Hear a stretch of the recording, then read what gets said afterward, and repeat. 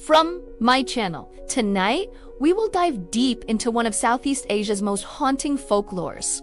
We are exploring the legend of the Kuntilanak or Pontianak, the vengeful spirit of Southeast Asia. This is a story born from the shadows of grief and fear. Across Indonesia, Malaysia, Singapore, and the vast island of Borneo, her name is whispered with caution. In Indonesia, she is most commonly known as the Kuntilanak. Travel to Malaysia or Singapore, and you will hear her called the Pontianak. In other parts of the region, she shares a dark kinship with a similar spirit known as the Langsher. Though her name changes, the terror she inspires remains constant. The origin of the Kuntilanak is a tragic one, rooted in profound human suffering. She is believed to be the restless spirit of a woman who died during childbirth.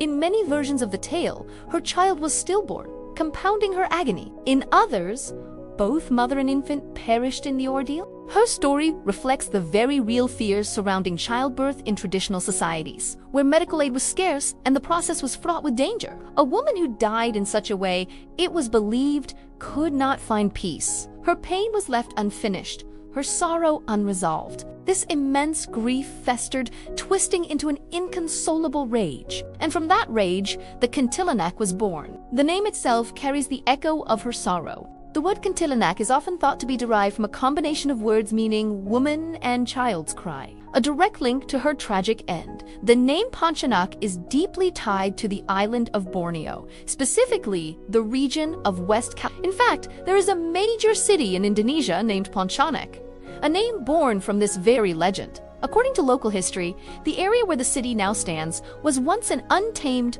haunted wilderness. It was said to be the domain of countless Pontianak spirits who terrorized travelers and traders along the riverbanks and in the dense forests. A nobleman named Sayyid Abdurrahman al-Qadri arrived with his followers, determined to establish a settlement. To cleanse the land, they fired cannons into the thickets day and night. The thunderous blasts intended to drive the spirits away. After the haunting ceased, a mosque and a palace were constructed on that very spot. This settlement grew to become the capital city of Pontianak. Even today, the tradition endures. During celebrations, people fire bamboo cannons, a symbolic act that echoes the city's legendary founding and its victory over the spirits of the forest.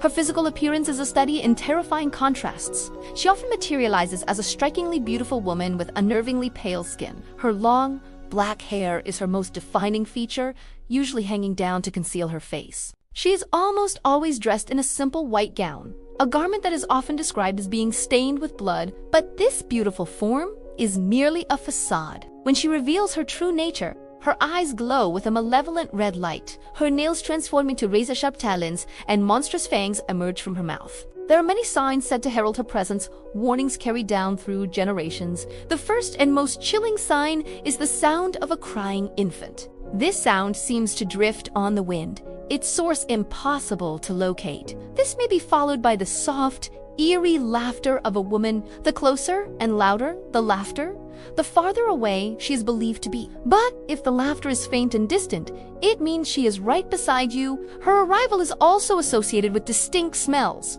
First, the sweet, fragrant scent of plumeria flowers will fill the air. This pleasant aroma is quickly replaced by the sickening stench of a decaying corpse, a sure sign that she is near. Animals are also sensitive to her presence. Dogs will whine or bark incessantly, their instincts warning of a supernatural threat. The Kuntilanak's behavior is predatory, and her victims are chosen with cruel intent. She uses her beautiful disguise to lure unsuspecting men, particularly those who are traveling alone or find themselves in isolated places. Once her victim is ensnared, her true, monstrous form is revealed. She is said to attack with ferocious speed, using her sharp nails to disembowel her prey and remove their organs. Some tales claim she drinks their blood, while others focus on her as a harbinger of death and misfortune. In Malaysia, the Pontianak is particularly feared for her attacks on pregnant women, driven by a jealous rage to harm those who possess what she has lost. She is a creature of the night, strongly associated with wild and liminal spaces.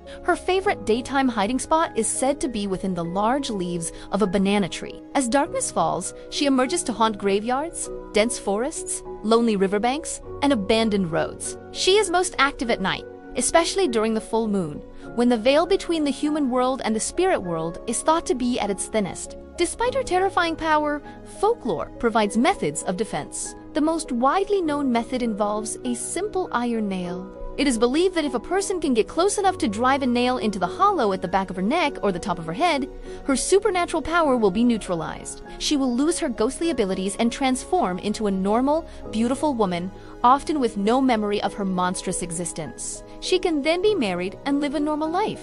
However, this domestic peace is fragile. The legend warns that if the nail is ever removed, she will revert to her vengeful spirit form and her power will return, often with catastrophic consequences for the one who tried to tame her. The Kuntilanak can also take on other forms. In some Indonesian traditions, she can appear as a bird that makes a distinct decay sound as it flies. This bird form is often a scout, its cry signaling that the Kuntilanak is in the area and marking her potential victim. In this case, she is also linked to black magic and can be summoned by shamans to inflict illness or bad luck upon their enemies. She is not alone in the pantheon of Southeast Asians. She is closely related to other tragic female spirits, most notably the Sundel Balong and the Lengs. The Sundel Balong is also the ghost of a woman who died in childbirth but is distinguished by a grotesque hole in her back, which she uses to hide the fact that her organs are missing. The Langswear of Malaysian folklore is another vengeful spirit of a woman who died giving birth, often transforming into a night owl. All of these figures represent a shared cultural archetype, the tragically wronged woman whose unresolved pain turns her into a source of terror. The figure of the Kuntilanak has become a cornerstone of popular culture, especially in the horror film industries of Indonesia and Malaysia. Her story was a popular subject for horror movies during the 1950s and 1960s, terrifying audiences across the region. After a period of decline, she experienced a massive resurgence in the 2000s, with a new wave of horror films bringing her tale to a new generation. In some modern interpretations, she is portrayed not just as a monster, but as a victim or even an anti-hero, her rage a justified response to the cruelty and neglect she suffered in life. Ultimately, the Kuntilanak is more than just a ghost story. She is a powerful cultural symbol. She represents female suffering, social injustice, and the profound fears surrounding death and childbirth. Her story serves as a haunting warning against cruelty, neglect, and the unresolved pain that can fester long after death. She is a reminder that some sorrows are so deep they cannot be contained by the grave. I hope you enjoyed this exploration of one of Southeast Asia's most infamous spirits. Thank you for watching, and stay connected for more fascinating videos.